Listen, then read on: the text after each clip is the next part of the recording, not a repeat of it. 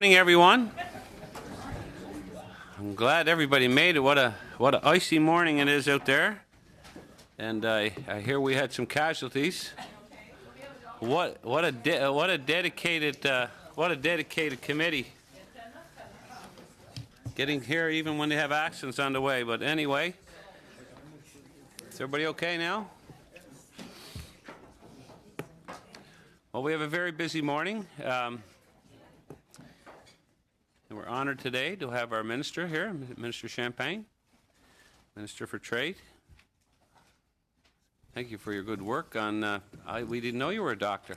Well, I'm no doctor, but I'm just a good Samaritan, I guess. Man of many talents. Anyway, good job. Well, sir, welcome.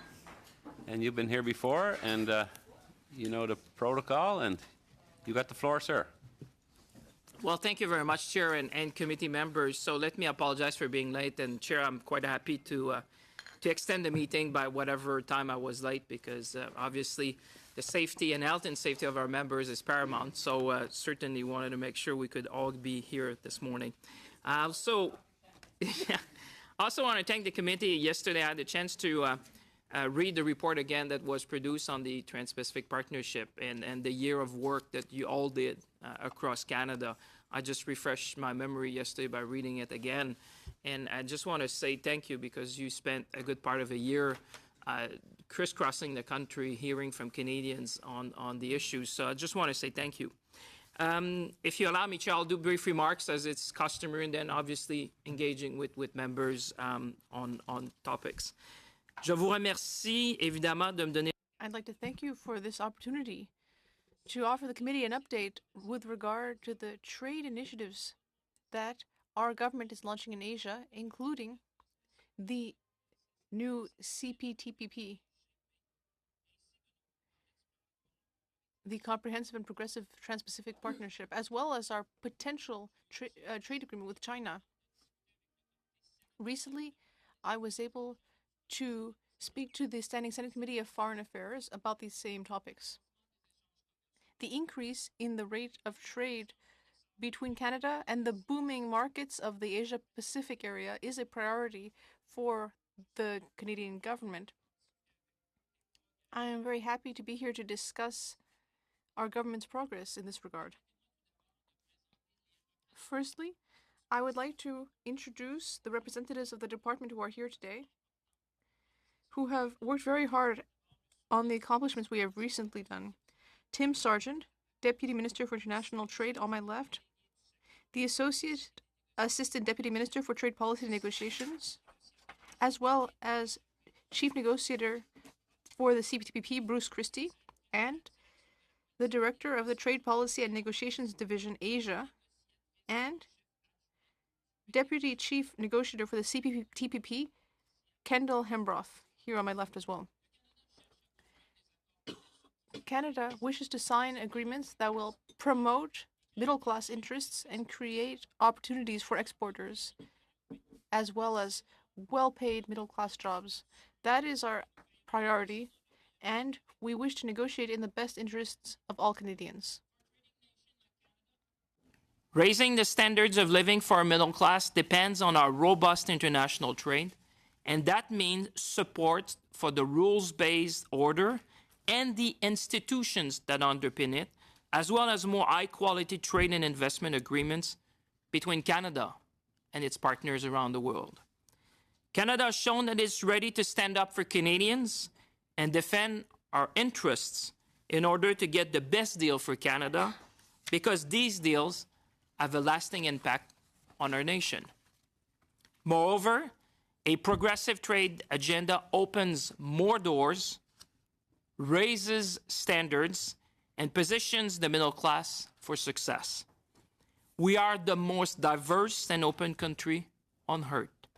A progressive trade agenda not only reflects our economic values, but our social values as well.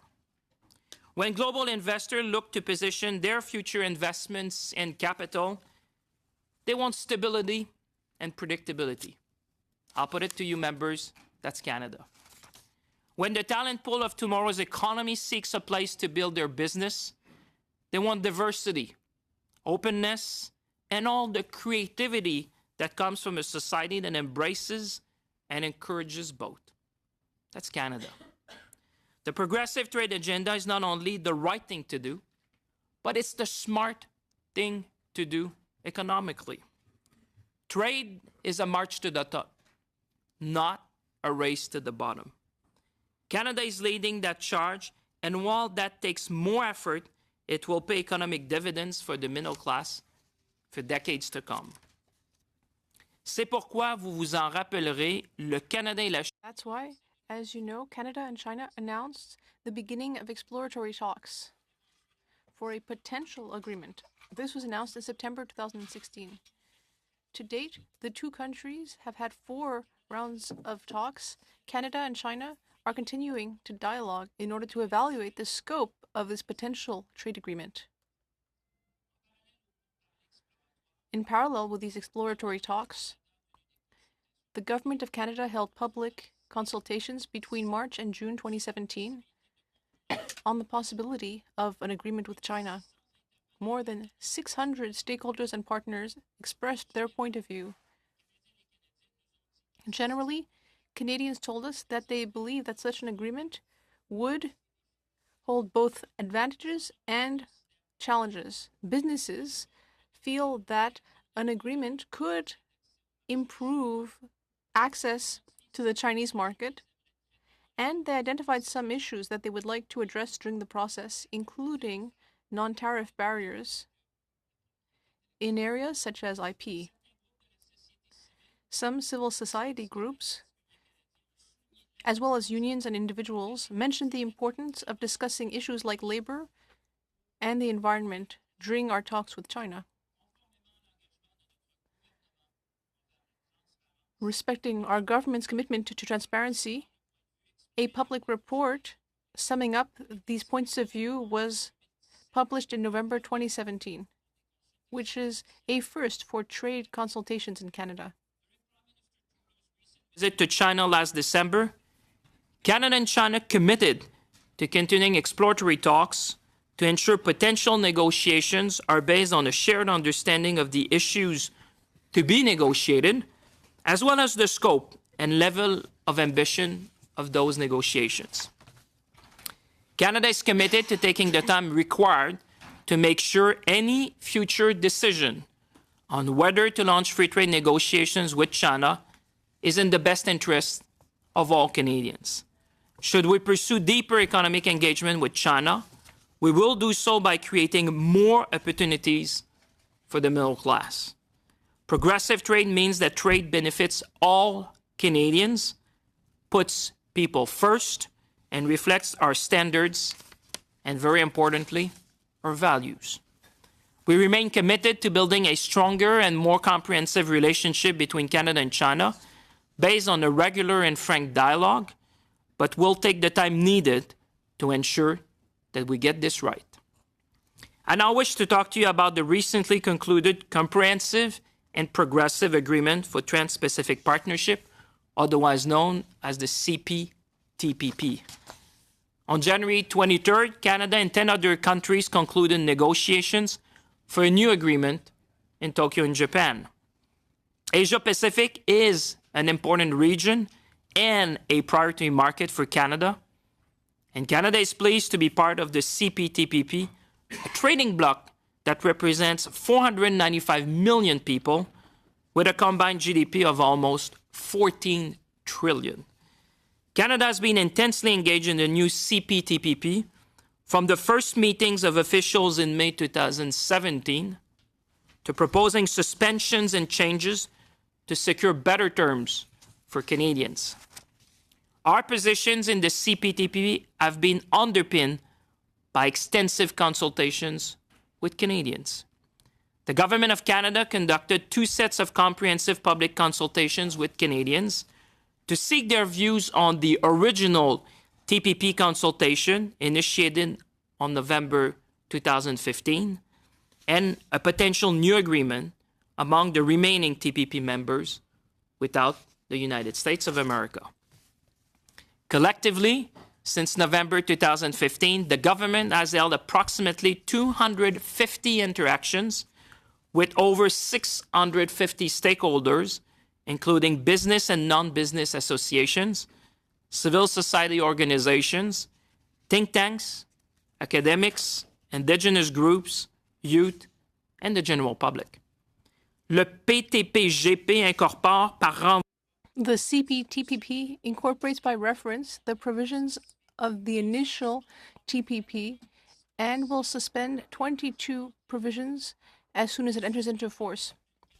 These suspensions cover a wide range of areas, including important provisions on IP, which were concerning Canadian stakeholders. Canada is also maintaining the possibility of adopting cultural provisions, including in the digital world, and has signed important bilateral agreements with Malaysia, Japan, and Australia in the auto sector. Moreover, the CPTPP is contributing to Canada's progressive trade agenda in various areas, including labor, the environment, SMEs, transparency, and the fight against corruption. Moreover, this agreement is the first free trade agreement signed in Canada with binding chapters on labor and the environment.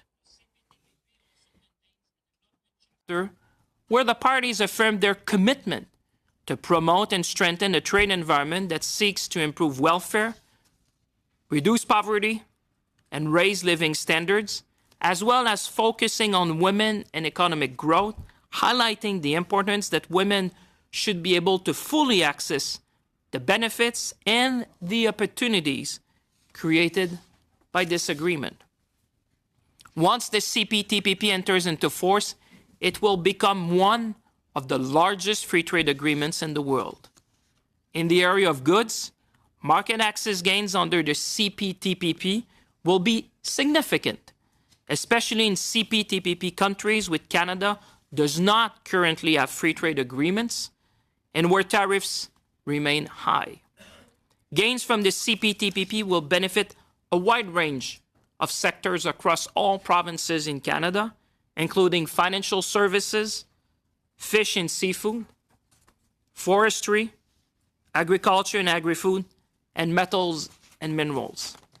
Our exporters and investors will benefit from more transparent and predictable market access, and potential gains from the CPTPP will increase as new countries seek to join the agreement. This agreement will not only benefit Canada economically and commercially, but also strategically, allowing Canada to diversify our trade and providing a platform to influence future trade rules in the very important Asia-Pacific region. Mr. Chair, I'll now be happy to take questions from committee members. Well, thank you, Minister. And if the committee sees their agenda, this is our big anniversary. We hit 100 today, 100 meetings since the 42th Parliament. So congratulations. I think we almost got 10 studies under our belt, so good work all. Before I move over to the other MPs, Minister, before the meeting I had a chat with the Canadian Cattlemen Association, and they're very supportive, of course, of our trade negotiations and agreements, and they're also very complimentary on the previous government, the work that they did. Their question to me is through you is once things are signed, it's very important that we move quickly or aggressively, I guess, because there's out of the other 11 members, there's a lot of cattle producers, beef producers, and their sense is the quicker we can get our foot in the door and stake our claim, it's important. So I don't know if you have any quick comments on that before I move over to the other MPs.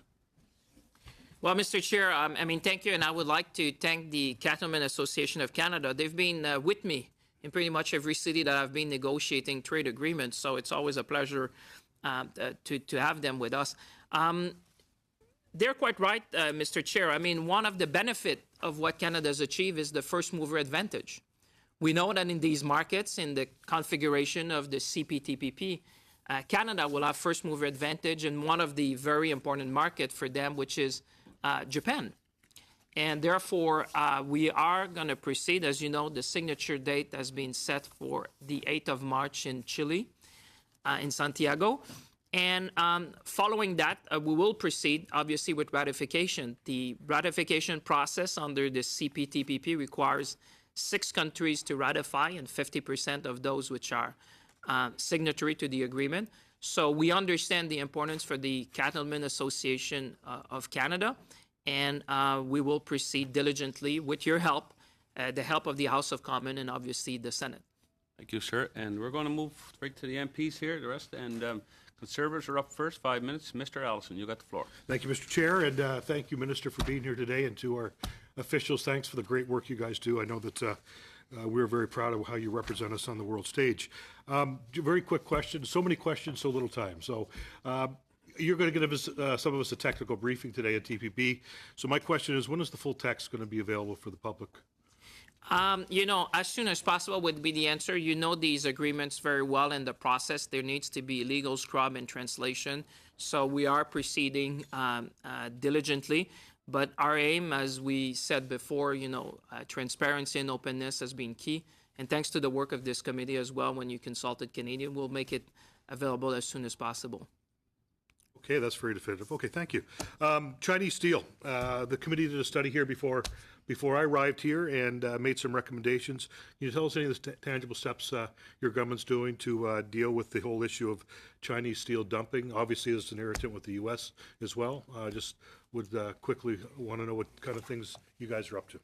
Well, it is a very important situation. Obviously, as you know, Canada is cooperating with other countries in the world through the WTO, and we will continue to cooperate. I think part of the solution is certainly on the international arena with the WTO, making sure that Canada join its voice with other countries. And I would also say that being part also of these agreements, which provides, if you allow me to just step back a minute, when the U.S. decided to withdraw from that about 12 months ago, the trade minister met in Lima, Peru about 10 months ago. And part of the question, just to get to your point, was where do we go from there? Is everyone going back home, or do we all believe collectively that having a rule-based system where we would have mechanism to enforce fair trade rules in the region would be beneficial to our countries? And we came to that conclusion. So to your answer, we will continue at the WTO, but I also think that agreements like CPTPP is providing a framework where Canada can have influence as the second largest economy in the trading bloc currently. Okay, thanks. My question now about China. I mean, you talk about progressive deals. Obviously, I won't get into what's different with this CPTPP versus the one we did. I may leave that to some of my colleagues. So we talk about China, clearly human rights issues. Clearly, I think a country that is challenged with any kind of progressive rules or looking at things like that. They manipulate their currency. They subsidize their energy, their industries. They dump steel. John Chang, a winery owner, which I know that your government's been seized with, from my area, is presently being held against as well and on trumped up charges. So my question is you start to talk about a deal with China, and I think we understand that it's important. Our ag markets want access. These are important things. What is the government prepared to do on the other side to make sure that SOEs, to make sure that reviews are done on a number of different things? Because, trade is one thing, but how are we going to protect Canadian businesses on the other side when clearly this country is not prepared to follow any rules, certainly not any rules that we would normally play by in North America as a free society? Well, thank you. This is a very important question, and I'm quite happy. And I would say it's doing what we're doing now. As you may have seen last time in Beijing, we're not rushing into anything. We've been pretty clear that we would engage with China with our eyes wide open on our timetable and according to our principles. And you've seen that. We have said that we will continue to have exploratory discussion as to whether or not we should have a trade agreement with China. And I would say to you, the items you mentioned are very important to Canadians. I think Canadians expect us to open market, but not at the expense of the environment, not at the expense of labor rights, not at the expense of making sure that women and men would have equal chance in trade. So that's why when we come to these negotiations, and I think you've seen us, if you look at the CPTPP, I was saying it in my opening remarks, this is the first trade agreement where we have an enforceable labor and environment chapter. We have a chapter also on governance. We have a chapter on small and medium-sized businesses. So I guess my point to you is we're not rushing into anything. We want to make sure that we have the right basis. And that's why we took more than a year. As you know, we had 4 rounds of officials with our Chinese counterpart to discuss about the content of what should be discussed. And again, when we were in China recently, and still now, engaging, but on the basis, like I said, of eyes wide open, our timetable, and clear principles as far as the Canadian side is concerned. Thanks. And thank you for your work on the files and all your colleagues. You've been very helpful. Thank you, gentlemen. We're going to move over to Madame Lapointe for Liberals for 5 minutes. Go ahead. Bienvenue, Monsieur le Ministre. Bienvenue aux Welcome, Minister. I'd like to welcome the officials. I'm very happy to see you all today. I'd like to pass on a message to my constituents. You know, my riding is north of Montreal. There's a lot of aerospace companies, agri-foods processing companies, and automobile, as well as maple and apple products.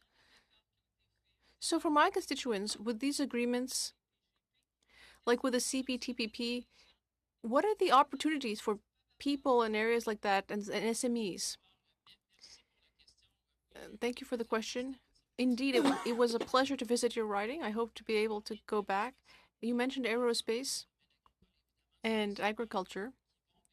These are sectors that will benefit. In an agreement like the CPTPP, we're always trying to reduce tariff barriers. Now, some countries that will sign this agreement currently have major tariff barriers that reduce the potential for our exports. You mentioned maple syrup, or seafood, or pork, or beef products. These are significant markets, and an agreement like this one will enable us to reduce these tariff barriers to facilitate market access. The next step, and I'd like to say this to the chair of the committee as well, will be to work together to promote these agreements. Because, as I always say, the definition of success is not just to sign an agreement, but to ensure that these agreements turn into opportunities for Canadians, that they turn into actual jobs and economic prosperity. So, lowering tariffs, some of the previously highest tariffs in the world, will allow us to export more. And I think each of us, each MP in each of our ridings, needs to promote this agreement to ensure that SMEs can benefit from this and from the regulatory framework we have to facilitate exports. Thank you. I have 2 more questions. Very quickly. Firstly, when it comes to the cultural exemption,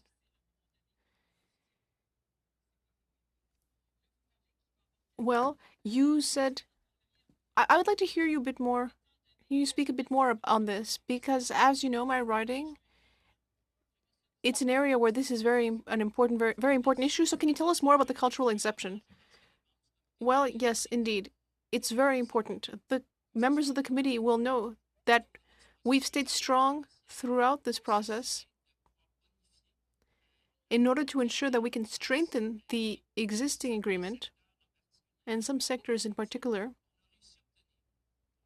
You mentioned culture. Well, we succeeded in obtaining for the Canadian cultural industry protections which will allow us to invest and protect the industry and promote our culture.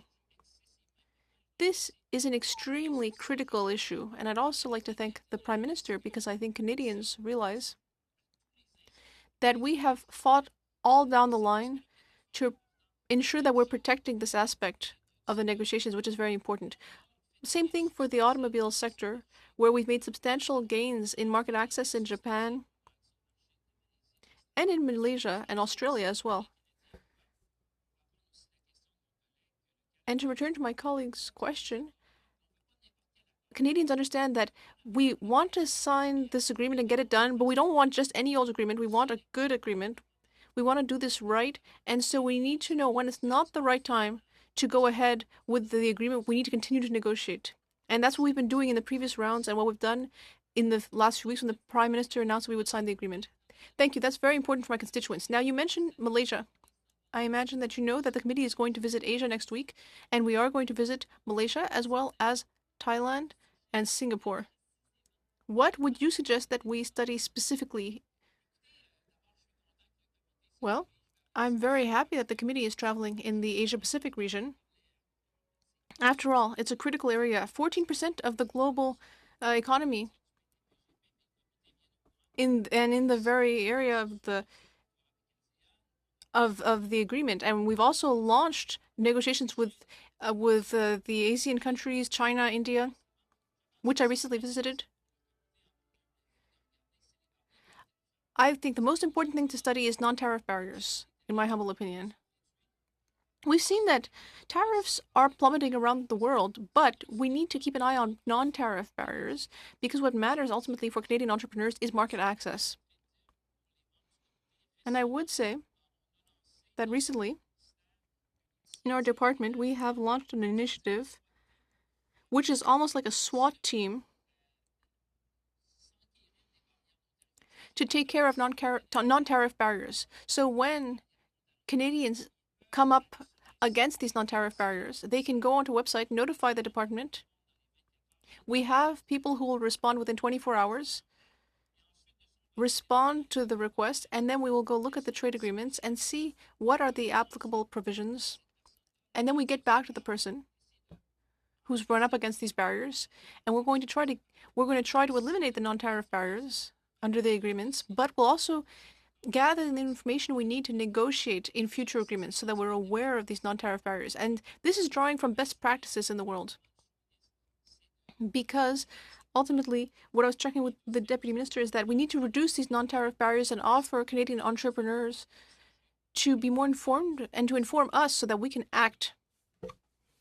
Over to NDP now. Ms. Ramsey, you got the floor. 5 minutes. Good morning, Minister. I'm pleased to hear that you have read our report. That means then that you're aware of the information that we received, that over 50,000 Canadians wrote to us, that over 90% of them opposed the TPP during our study. We had a Tufts University study that said 58,000 jobs would be lost in Canada under the TPP.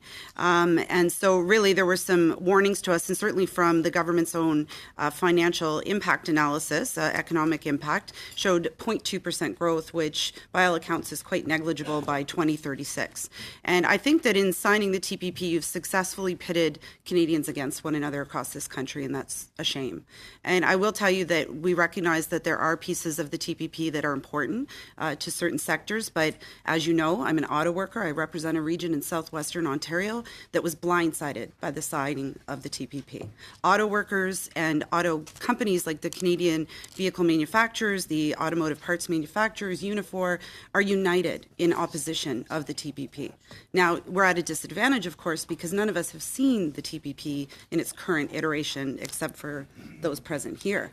And there have been, distinct calls from those groups to be able to be privy to that information. But I can tell you that people in southwestern Ontario are in shock, and they're very nervous about their jobs. So I wonder if you can please speak to what you see in the CPTPP that will counter the losses of jobs, and in particular to auto. And I'm very happy for your question because, the day after that we announced that we'd be signing, I was in Oakville, Burlington, and Hamilton, having roundtables with people. You didn't quite make it down to Windsor. I know that you couldn't make it. Well, it's because of the time schedule. I, of course, would welcome you at any point. But, I know you couldn't make it. I'm more than happy, and you'd say, I have had the discussion with CVMA. I had discussion with yesterday I was with probably 10 to 15 people of the auto sector on a conference call. We've been engaging with each other, understanding. One of the things that you will see in your report, and with all due respect, though, Minister, around the TPP, I don't believe that's the case. I believe that you spent time with them over the NAFTA round, and that many of them said that, there was no inkling that this was coming. They were blindsided by it. Mr. Chair, with respect, I would just say, if you talk to the CEOs of the various companies, I was with some just recently. I was on the phone with many of them over the course of the discussion. What you would find, and I'm happy to say, one of the things, and you will recall in the letter from CVMA, was about market access. And yesterday we spent, 51 minutes talking about market access in some of these markets. I understand the concerns, and the auto sector is an important one. We want to invest in the auto sector, and one of the things that they were asking us is market access. And Chair, if you allow me, one of the things we've achieved today is the greatest market access to the Japanese market. What we've achieved is to remove the non-tariff trade barrier with respect to safety in Japan. This is more than we ever got in the history of the auto sector in Canada.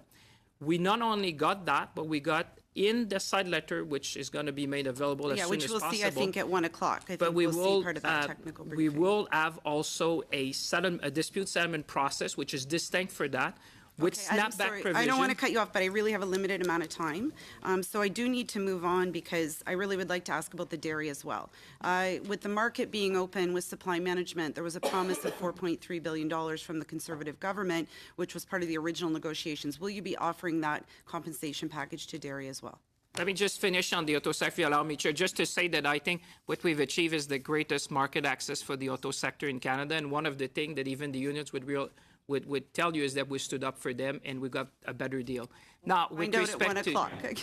respect to dairy, Just hold it, if I may, Minister. I know, Ms. Ramsey, you're just going to hold the clock for a second there. I know you want to get a whole bunch of questions in. Maybe if you ask all the questions in and he can answer them, and that way we're not having this cut off, and I don't think you're getting good use of your time when everything is going like it is. So, I think I'm getting good use of my time. I appreciate that, but Chair, but I'm quite pleased. so Thank give you. the minister. I have no Let the complaint. minister finish the answer before you jump on another question, and I'll advise you. Okay. You got the floor, sir. on the dairy sector, I must say that's also an important discussion we have, because 2 days after, I met with about 30 representatives across country of the SM5, the Supply Managed 5, and we had the discussions about the impact and the next step. I met with them. I met with the chair of the Canadian Dairy Farmer, and just to let you know, he lives about 10 minutes from my own house. So I am as committed as anyone. I represent a rural riding, and I have him about 10 minutes from where I live. I'm sorry, but will the compensation package come? Well, what I can say to you is that we decided with the Dairy Farmers of Canada and the other SM5 to first discuss about the impact that the TPP can have, because, you know, with the new configuration, people need to spend time on understanding the impact, and we're discussing next steps. So a maybe. Your time is pretty well up, but there won't be time for another question, and we're going to have to move over to the Liberals for 5 minutes. Mr. Dhaliwal. Thank you, Mr. Chair. Minister, welcome, and thank you to the official. Minister, you mentioned Canada-China trade agreement, and you were there, Prime Minister was there. Have any progress made since then, and how do you foresee moving forward? Do you see a positive or a negative outcome? Well, we keep engaging with the Chinese officials with respect to the possible future trade negotiation. So we're still in the exploratory talks. We are engaging at the official level. I've been engaging with counterparts in China as well. Like I said, you know, we want to do that. You know, these agreements will be with us for decades. So it's not about next Monday or next Tuesday or next Friday. It's about the next few decades. So what I was saying in an answering previous question is that it's fairly important for me to start with the right basis. So we're doing that with eyes wide open, understanding that Canadians see the opportunities, but see also challenges, that we do that on our home timetable and in accordance with our values. So we're going to keep engaging, obviously, with our Chinese counterpart, and the discussion is ongoing. You mentioned about the emerging market. Hindustan, India is another emerging market. Prime Minister is heading there tomorrow or day after tomorrow with the delegation, and you've been there many times. Could you tell us what progress was made? Because Prime Minister Modi was here as well. There were some MOUs signed by the previous government. And can you tell us the progress and the Prime Minister visit to India? Yeah, I mean, you know, India is probably the country that I've been most often since I've became Minister of International Trade. And it's just a reflection of the importance of our relationship. As you know, we have about 1.4 million Canadians of Indian origin. Our bilateral trade is about $8 billion. So I've been saying to my Indian counterpart that I think there's scope for more trade between Canada and India. As you know, pulse is our biggest export, about 30%, more than $1 billion. So we've been engaging. Last time that I was there, I think it was in November, we led the largest trade delegation. We had about 130 people with us. We met 11 ministers in India, both at a federal and state level. So we're going to continue. The relationship is certainly good. We want to see more investment. We want to see more trade. And that's why I think the Prime Minister visit is timely. to build these relationships and making sure that as we diversify, the imperative of diversification is clear to Canadians. As we diversify, India is a very interesting market. Minister, you mentioned pulses is a big business going to India, and recently I got many calls from the transport industry and people from West that they are facing issues, moving forward. The things have slowed down. Are you making any progress on that front? Well, it's an issue which is paramount to me, Minister Macaulay of Agriculture, every minister, I think, of this government, and I would think every member of parliament for that matter, because when 30% of your trade is pulses or canola, we have to make sure, and when I had the joint committee meeting with Minister Prabhu, Minister of Trade of India, I made sure that this was front and center, and if my memory serves me well, we also had a representative of Pulses Canada. I wanted to give them access to the Indian minister to express, that Canada wants to be part of India food security. But on our side, we need predictability and stability for our farmers. And we have been discussing about long-term solutions, but rest assured that this is top of my mind and top of our agenda every time we have the opportunity to engage with civil society, with business leaders, with government leaders in India. We restate how interested we are in our bilateral relationship, but obviously some of these irritants we need to address because they are very meaningful to our farmers in Canada. Minister, we are studying the CTPPP now, and the human rights issues been raised during those proceedings. Could you tell us on the specific? Well, human rights is a key element of our foreign policy and our trade policy. I would say when it comes to our trade policy, one way we're doing that to promote is, for example, to promote gender. Canada is the first G7 nation to have a gender chapter in one of its trade agreements. We were the second country in the world, the first G7. This was our trade agreement with Chile. If you look at the CPTPP, we have a labor chapter and an environment chapter, which are enforceable. Like I said, I think Canadians, those who are watching us, they want us to have a broad-based trade agenda, but not at the expense of the environment, not at the expense of labor rights. And many places around the world where I've been, I say trade is a march to the top, not a race to the bottom. So every time that Canada is at the table, we're trying to raise standards because you cannot do trade the way we used to do before. Trade needs to benefit everyone. And we need to look at win-win situations, just like we're doing in NAFTA. We're trying to do that in all our trade agreements. Thank you, sir. Thank you, Mr. Dhaliwal. And we might have time for another round, and we're going to go right over to the Liberals, starting off. And Ms. Ludwig, you got the floor. How you feeling? You okay? I'm great. You're tough. I won't be running anytime soon. From New Brunswick, you got to be tough, eh? Go ahead. Thank you, and thank you for your help this morning, Minister. It was well beyond the call of duty. I just want to comment that previous witnesses who have attended before the committee have talked about CITA and TPP as being the gold standards for trade agreements. So I wanted to, and thank you for all the work and your team on those agreements. One of the things that we heard recently was, from a witness, was that if we're looking at scaling up our capacity for trade, that perhaps we should focus on the high growth potential sectors and be very targeted. And I'm wondering what your thoughts are on targeting trade versus broadly approaching trade amongst our SMEs. Well, thank you for that question. I mean, a committee member will know that as I took this mandate, what's paramount to me, and I think the Canadian, is trade diversification.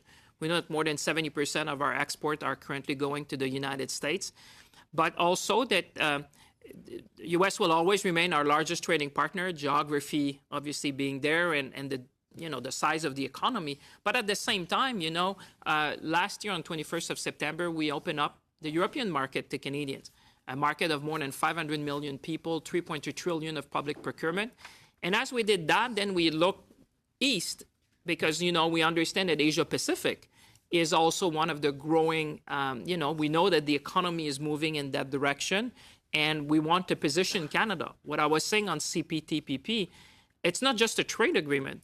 This is about making sure that Canada is front and center to develop the terms of trade in a region with countries like Australia, New Zealand, Singapore, Japan. You want Canada to be there to obviously frame the discussion. For example, under the CPTPP, we'll have an accession clause, which gives basically Canada will need to consent for anyone else to join or for the agreement to be amended. So being front and center, being among the first is giving first mover advantage. We talk about the agricultural sector.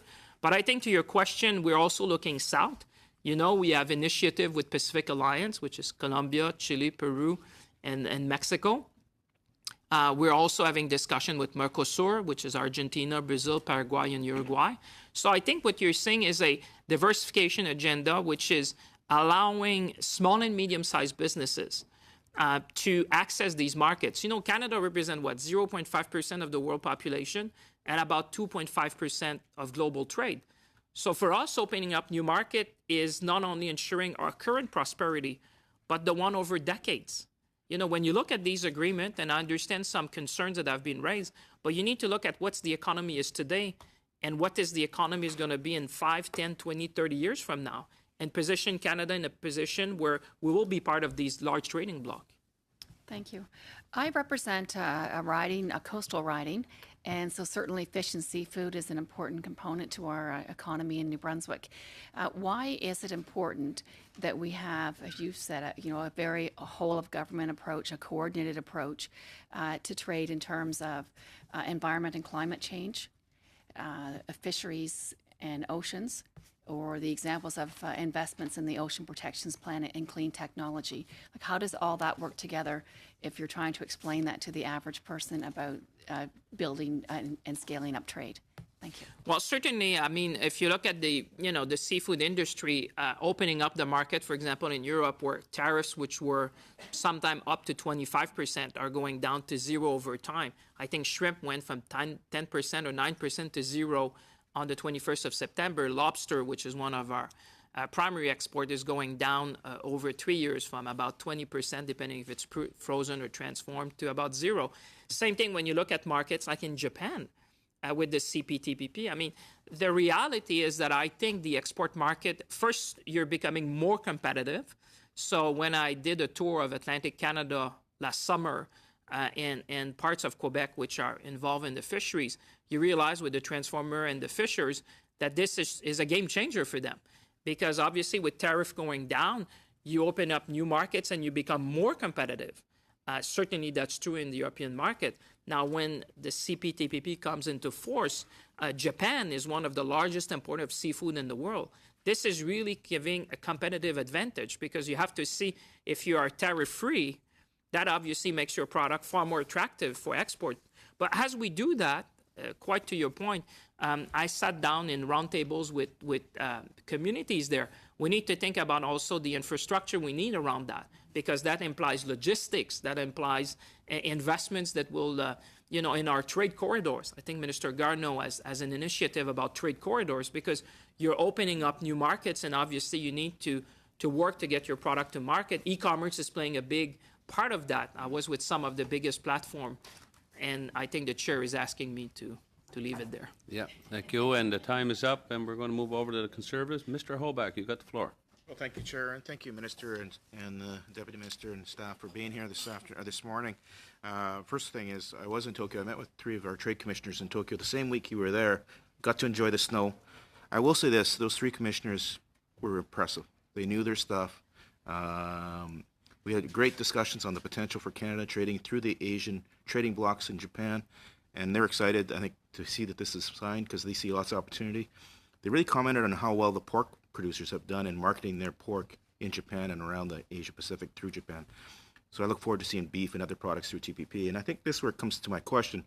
It's so crucial we get this through the House as quickly as possible. So do you have any idea when this will actually come into the House for us to get it through second reading and get into this committee? And I like to think the committee has done so much study on this topic, both in the previous government, this government, plus the Senate has done so much discussions on this that we can actually, outside of doing some maybe looking at the side agreements that you've added to this, the existing agreement is much the same. If we maybe just added 1 or 2 meetings just for that, put this through the committee and get it out so we can have it actually implemented. So we can be one of the first 6 that actually are done and ratified and are moving forward. So can you give us an idea on the timing? It's very important.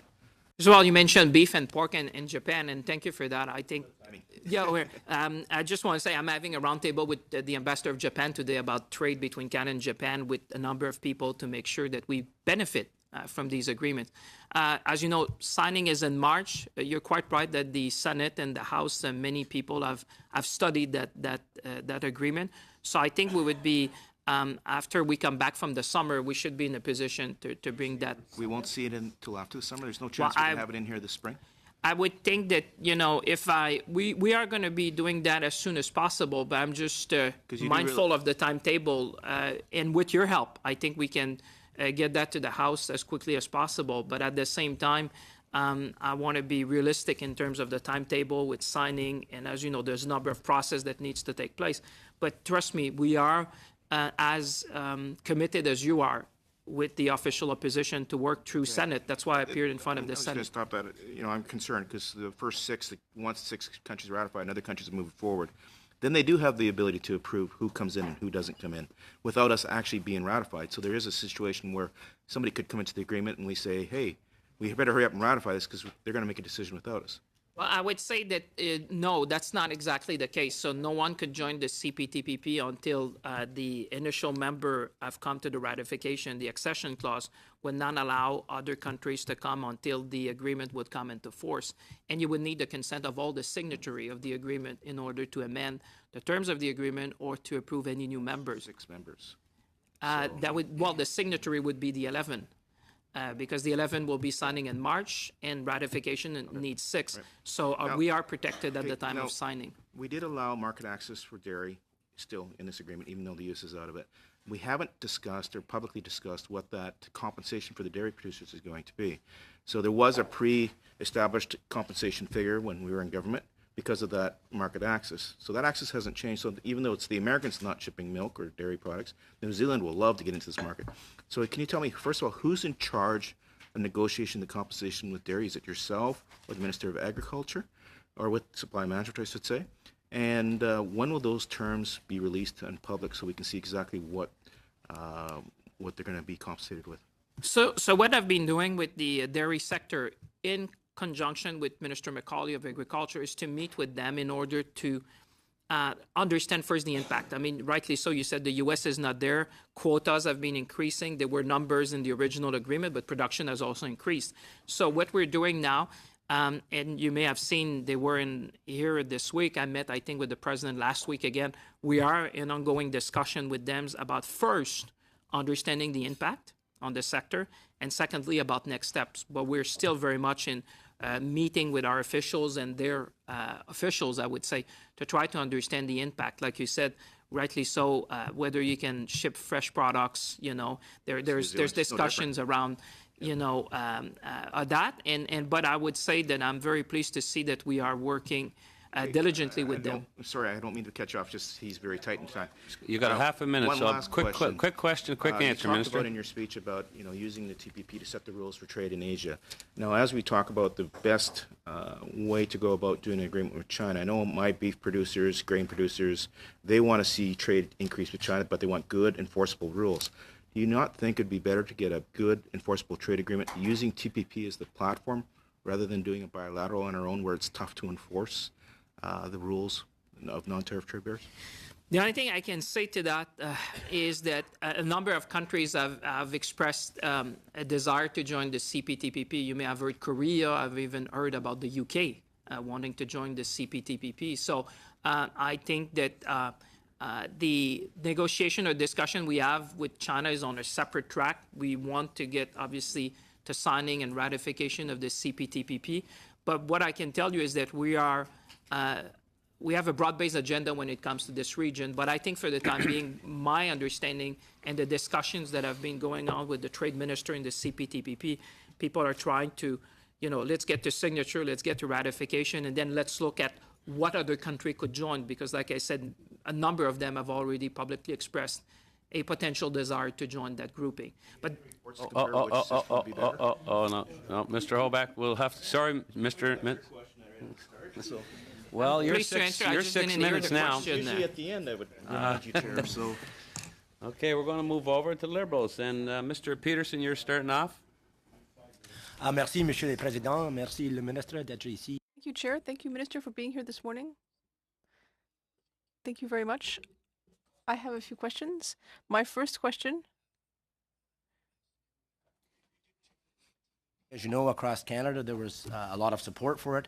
Some concerns, a lot of the concerns related around two issues, I think. It was the IP and ISDS. And it seems to me both of those provisions are improved in CPTPP. Can you elaborate on those improvements and how that, I think, makes this a better deal?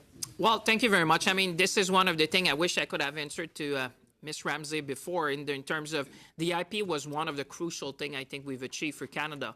As you know, the innovators and entrepreneurs were really concerned by the terms that were in the original text of the TPP. You may have seen the op-ed from Jim Basile.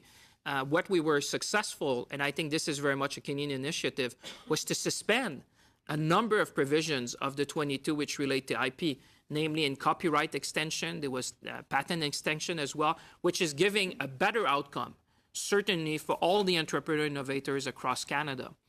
And I think this is very much thanks to Canada that we pushed the envelope and got a much better deal for our industry. The other thing you mentioned, ISDS, that's the same thing. We were able to push back and seek suspension to make sure that we could regulate in Canada's best interest, obviously, but also that ISDS would not be applying to certain decision-taking under the Invest Canada Act, protecting our ability to enforce this act the way we deem fit for Canada. So I think at the same time we struck the right balance, protecting our investors who want to be in these markets, but at the same time protecting our own right to regulate in the best interest of Canadians. So I think this is a two significant achievement. I think the market access in auto sector is one significant as well. I would just use that to say, to complement the answer I gave to Ms. Ramsey, that for the first time in Japan history, my understanding is that they have given the largest market access. They have provided Canada, through a side letter, an enforceable mechanism. And not only they did that, is that we want that to be evergreen so that we have a most favored nation clause in it. That means that if Japan was ever to give preferential market access on better terms to any country, namely the United States or Europe, that would apply automatically to Canada. So that's an evergreen that we wanted to make sure that we would always be in the best possible position. But certainly on IP and ISDS, I think we've achieved great things for Canadians. Thank you for that. Mr. Chair, I'm going to share my time with Mr. Fonseca so he can get the question. Thank you, Mr. Peterson, Mr. Chair. And Minister, thank you very much. Minister, I had the opportunity, the pleasure to be with you last week at the TSX. I'm going to bring us a little bit from Asia over to South America. We had the opportunity there to meet with stakeholders. You spoke, you presented. Those stakeholders were talking about the Mercosur countries and also the Pacific Alliance and the opportunities that we have there. We had mining, infrastructure, financial services, etc. What are you looking for to formalize an agreement with the Pacific Alliance and looking at also the Mercosur countries? Yeah, you're right. Last week we had a roundtable. I would include, we had people from the auto sector quite significantly in the room as well to look at the opportunities for the sector in opening up markets. As the Pacific Alliance, as members would know, Canada was asked to join or to become a member state, associate member status, sorry. And this we achieve along with New Zealand, Singapore, and Australia, which is basically uplifting the position of Canada when it comes to the Pacific Alliance. Although we have free trade agreements with each and every country, this is about, again, removing non-tariff trade barriers and engaging with these countries further. When it comes to Mercosur, the interesting thing is that governments in Argentina and Brazil, and those are huge economy, obviously, and Paraguay and Uruguay, I've been asking Canada to restart these discussions. So what we're doing, which I think is the proper step, like I said, Canada is not rushing into anything. Despite that my colleagues have been eager for Canada to engage, I said the first thing we need to do is to talk to stakeholders. And we want to engage with stakeholders to understand the benefits and if there are some, concerns, to address them upfront. So we can take all that into consideration. So what we did at the TSX last week and what we'll be doing is obviously engaging with stakeholders to understand whether and how this would be in their best interest. And on the basis of the positive feedback, I must say, we received almost unanimously at the table, understanding that there are some concerns about non-tariff trade barriers, but people saw that this agreement should be a mechanism to remove them and facilitate trade and mobility to allow, obviously, people to sell, for example, services and goods in very big markets in South America. Thank you, Mr. Fonseca. Looks like we've got time for 2 more MPs, if it's okay with the Minister. Yes, Chair, I was late, so I'm quite happy to stay. Okay, we're going to go to Conservatives now. Mr. Kerry, you got the floor. Thank you very much, Mr. Chair. And Minister, thank you for being here. And one of the things you said, the most important issue with these agreements is these non-tariff barriers. And I think I agree with you. Many people agree with you. You also mentioned that you're not rushing into anything, and I'm going to push back on you on that a little bit. As you know, the Senate is now doing their hearings on the marijuana legalization, and we're finding major issues with it domestically. In other words, the science isn't there. How do we determine impairment? As you know, there's 3 international treaties that Canada has signed on to, and Canada's signature means something. At least it has meant something. Where we agreed to ban marijuana, and now Canada will be withdrawing. And I think the responsible, proactive thing, if you weren't rushing, would have been to give notice that we would be withdrawing from these treaties. So we've had Canadian companies in front of this committee that are concerned that how you have not managed the marijuana file could become a non-tariff barrier for these companies, particularly with our major trading partners that have issues with marijuana being illegal. I'm talking about the United States, Mexico, you mentioned Japan and China. And basically, what I'm going to ask you today is put on the record, what is your government's plan? And have you updated our major trading partners on your plan to manage the marijuana file? And can you guarantee Canadian companies that this is not going to be a non-tariff barrier that's going to thicken the border? Well, thank you for the question. It's an important question. I'm sure that the member would appreciate that this would be best addressed by my colleague, Minister Freeland of Foreign Affairs, who has a responsibility with treaty obligations. But what I can say is that we are engaging broadly in our diversification agenda. You were mentioning about non-tariff trade barrier. This is something that I must say to this committee that I take very seriously. As you said, tariffs are going down. I've been engaging also with stakeholders about not only non-tariff trade barriers, but, for example, the role of data in future trade agreements to make sure that, data is properly addressed in trade agreements. We understand that data is probably going to be one of the most Excuse me, Minister, precious. we're not talking about data. I understand Minister Freeland might be the best person to discuss this, but we are the International Trade Committee here. Obviously, I would assume that she has updated you and kept you briefed. So maybe you could just explain that, have you brought this up with any of our major trading partners? Maybe a specific example, we've had Canadians stopped at the American border just by admitting that they've used marijuana in the past, they've been turned back. So we have literally, I think you know the numbers, it's like $750 billion a day going per year going across that border, which is significant. And to not address this issue would be seen as very irresponsible. So how about a specific question, inadvertent exposure?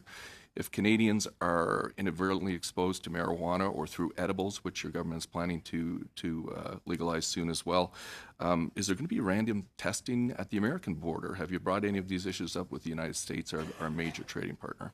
Well, as the member would certainly appreciate, all these issues have been considered. There's many ministers which have been involved, the Minister of Public Safety, for example, Minister Freeland. We are engaging with stakeholders.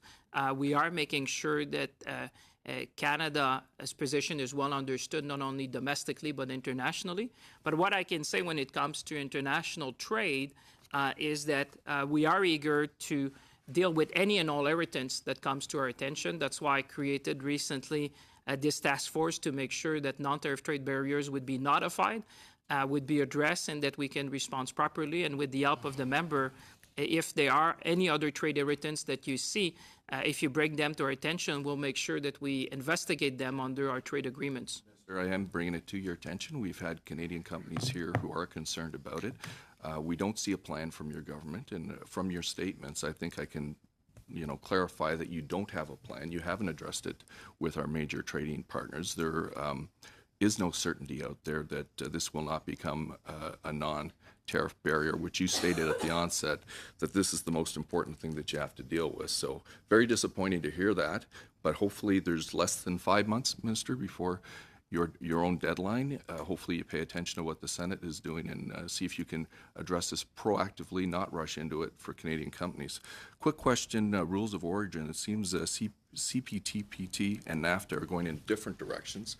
Could you consolidate that? I believe the North American Free Trade Agreement, Mr. Trump wants to raise North American content. The TPP appears... Mr. Kerry, your time is up, but if the minister has a very quick answer, your time is up, but a quick answer. Well, I'd be happy, and I would say with respect, we do have a plan, Chair. I was trying to bring the question and the comments of the member in the context of international trade and telling him that we are looking at all non-tariff trade barriers and that the Minister of Foreign Affairs, as well as a number of members of Cabinet, have been addressing and considering the questions that he raised, and that we do have a plan. With respect to international trade and the rules of origin, you don't need to take it from me, but you can take it from our chief negotiator, Steve Verrou, which has said that with respect to rules of origin, the CPTPP and NAFTA on separate tracks. And the discussion I had with representative of the industry, they understand very well that in order to sell in the North American market, they'll have to meet the threshold that will be established under NAFTA, and that we are working together. People understand that they are very much engaged. We have consultation, as you would expect, with the industry throughout the negotiation, and we have been quite clear that those are separate tracks, and that that's why it was so important in CPTPP to make sure that we had bilateral letters, side letters with Australia and Malaysia in order to get market access, because we know that with Canadian content alone, you cannot meet the 45% threshold. So therefore, we needed to make sure that we had bilateral letters with Malaysia and Australia in order to be able to sell Canadian vehicles in these markets. Thank you, Minister. And we're going to wrap up with the NDP. Mr. Ramsey, you got 3 minutes. In light of a large portion of the debate and speeches yesterday that were given around the rights of Indigenous people to self-determination, I'd like to ask in the TPP specifically if Indigenous people have given free, informed, and prior consent to sign the TPP. Well, what I can say, and I was pleased to see in the report that there have been representatives of First Nations which have you've consulted or have given testimony, and I think this is an important part as an open and transparent government. We're always looking at engaging with First Nations to make sure that these trade agreements would obviously serve them as well as serve every other Canadians in the nation. So that's different than them giving that free, informed, and prior consent. Consultation is quite different than that. So in a true nation-to-nation relationship with self-determination of Indigenous people, have you received their free, informed, and prior consent to sign the TPP? Well, what I can say, Mr. Chair, is that we, throughout the committee, I think you've had hearing for more than a year, and throughout the 40,000 or 50,000... Clearly from Indigenous people that they were not happy with the deal and that they would see a charter challenge in it. So I just have to ask again, have you received that from Indigenous people? Mr. Chair, I'm happy to answer, but if I have a chance to answer... Go ahead, sir. Yes or no? No. You want me to answer, Chair? Yeah, sir. Just to listen to the make question? an answer. Yeah, go ahead, sir. You got the floor. So what I was saying is that, through the 40 or 50,000 interaction or feedback we receive from Canadians, we have consulted widely. We are committed, obviously, to the First Nation. The Prime Minister yesterday made it very clear. And I understand that this committee as well has been hearing, and I read it in the report just yesterday, that they had an opportunity, obviously, to give us feedback. And we will continue to engage, because that's an important part of our Canadians, and we want to make sure that these trade agreements work for everyone. And that actually you can ask even the First Nations that I've been talking to them about potentially having a First Nation trade mission in the world, engaging with them to make sure that they would get access to these markets and that we could open new markets for them. Okay, I'll have to take that as a no.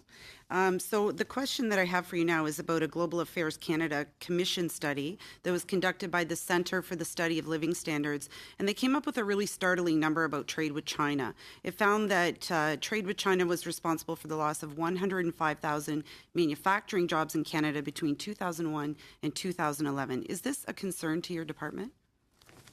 Well, I'm sure Ms. Ramsey would be happy, Mr. Chair, that we're not rushing into anything when it comes to China.